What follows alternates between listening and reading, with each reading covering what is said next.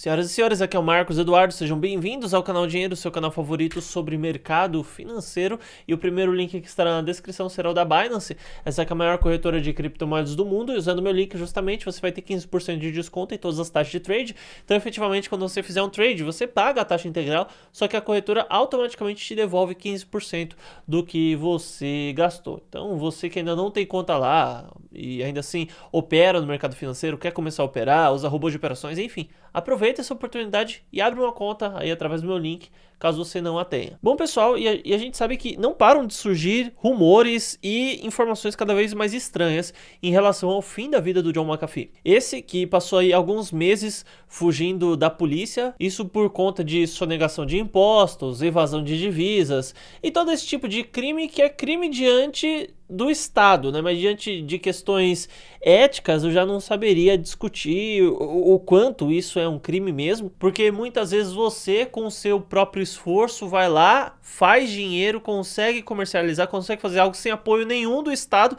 daí vem o Estado te cobrando. Então você fica naquela, pô, peraí, por que eu tenho que dar dinheiro pro Estado se ele não me ajudou a fazer essa operação comercial? Por que eu tenho que dar dinheiro pro Estado se ele não financiou a minha empresa? Peraí, eu paguei imposto já em relação aos funcionários, em relação à minha empresa, agora eu tenho que pagar...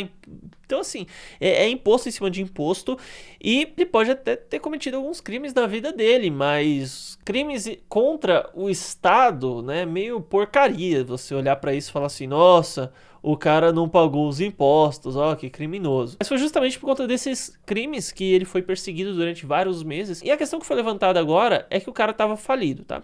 Só pra vocês terem ideia e revivendo um pouco dos fatos, foi um conjunto de circunstâncias muito estranhas. O John McAfee, ele publicou, fez um tweet aí, falando assim, olha pessoal, se porventura vocês me encontrarem sem vida, saibam de antemão que não fui eu, tá? Eu nunca tiraria a minha própria vida. Fez uma tatuagem ainda falando alguma coisa em relação a isso. E no fim das contas, um dia antes dele ser extraditado de onde ele estava preso para ir para os Estados Unidos, onde ele seria interrogado, onde ele iria contar algumas informações que talvez iriam comprometer algumas pessoas e tudo mais, aí o cara aparece lá, ó, ele tirou a própria vida. Então ficou muito estranha essa história toda. E um biógrafo que passou vários meses aí viajando com ele e fazendo entrevistas a fim de escrever um livro a respeito dele, disse que o cara estava falido e que ele gastou a maior parte do seu dinheiro com propriedades aleatórias e absolutamente bizarras, onde ele nem teve a oportunidade de morar e nem conhecer diretamente esses lugares. E o cara estava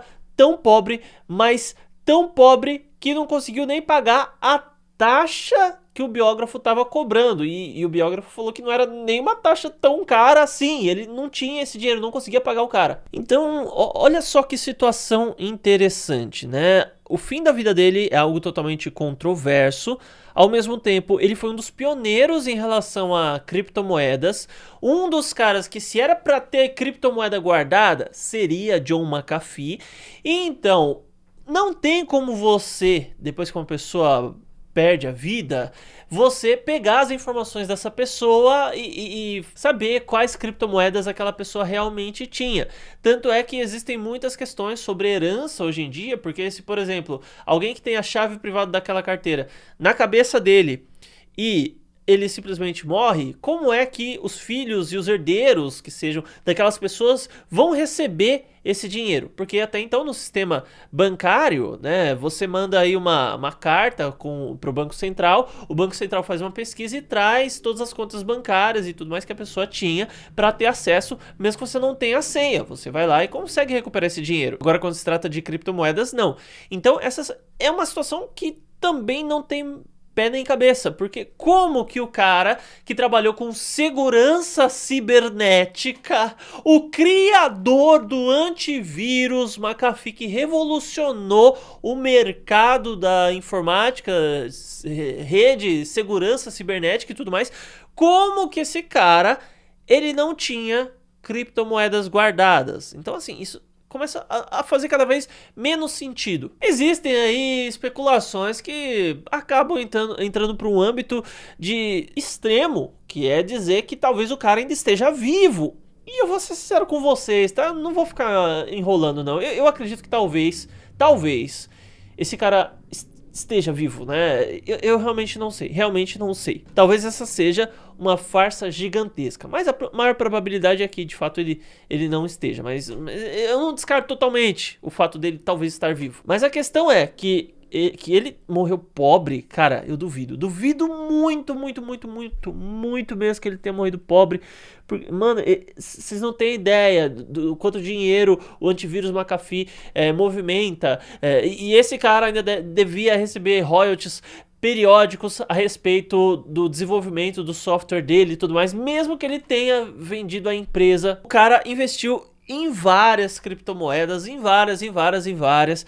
Chegou a afirmar até que ele sabia que era Satoshi Nakamoto, né? Não se sabe aí se era só publicidade, se ele realmente...